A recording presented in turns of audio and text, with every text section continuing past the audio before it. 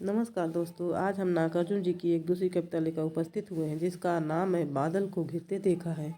यह कविता युगधारा नामक संग्रह में संकलित हुई है जिसका प्रकाशन सन 1953 में हुआ था। तो चलिए अब हम इस कविता का वाचन शुरू करते हैं।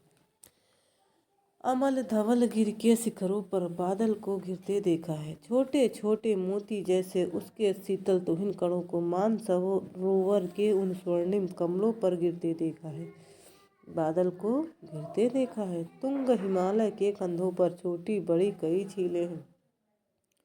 उनके श्यामल नील सलिल में समतल देशों से आकर पावस की उमस से आकुल तिक्त मधुर विस्तंत खोजते हंसों को घिरते देखा है। बादल को घिरते देखा है। ऋतु बसंत का शुभ प्रभात था।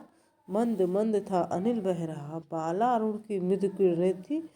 अगल बगल स्वर्णाभ शिखर थे। एक दूसरे से विरहित हो अलग अलग रहकर ही जिनको सारी रात बितानी होगी।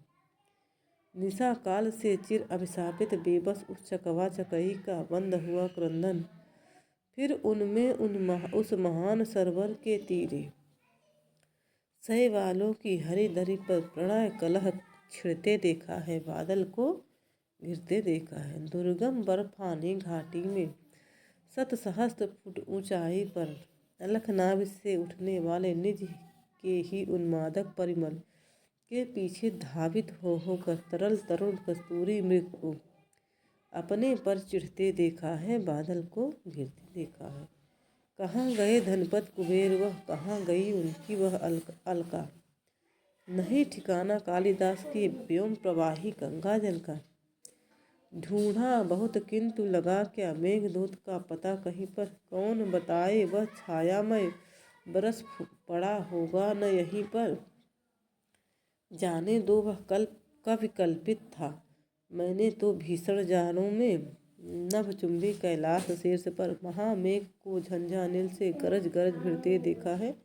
बादल को घिरते देखा है। सत सत निर्झर निर्झरणी कर मुखरित देवदार कानन में शोणित धवल भोजपत्रों से छाई हुई कुटीर के भीतर रंग बिरंगे और सुगंधित फूलों से कुंतल को साजे।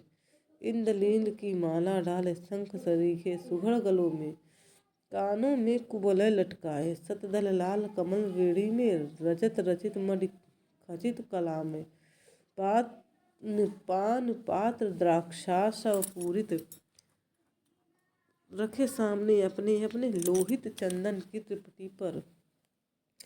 नरम निदाग बाल कस्तूरी मृग छालों पर पलथी मारे मदिरारूढ़ आँखों वाले उन उन्मत्त किन्नर किन्नरियों की मृदुल मनोरम अंगुलियों को वंशी पर फिरते देखा है। बादल को गिरते देखा है। इस तरह से यह कविता भी हमारी पूर्ण हुई। आपको यह कविता कैसी लगी कृपया अपने विचार जरूर प्रकट करें।